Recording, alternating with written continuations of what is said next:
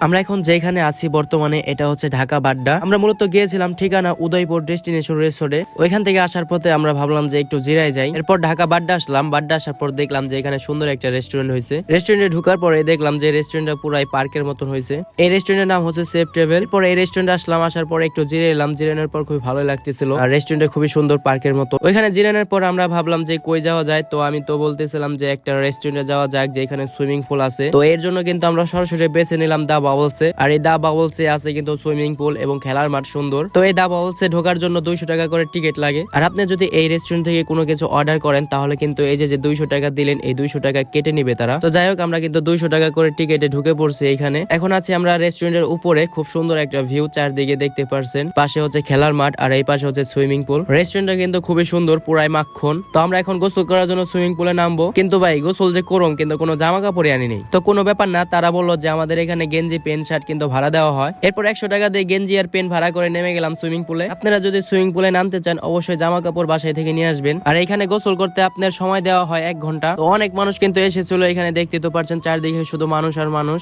আর ভাই চারদিকের ভিউটা দেখেন অসাধারণ, এক কথায় দারুণ ভাই। যাই হোক খুবই ভালো লাগলো। আজকে অনেক জায়গায় ঘোরাঘুরি করছি, বেস্ট একটা সময় ছিল, সবার সাথে ঘোরাফেরা করলাম, ভালো লাগলো। আজকের ব্লগটি এই পর্যন্তই। সবাই ভালো থাকবেন, আল্লাহ হাফেজ।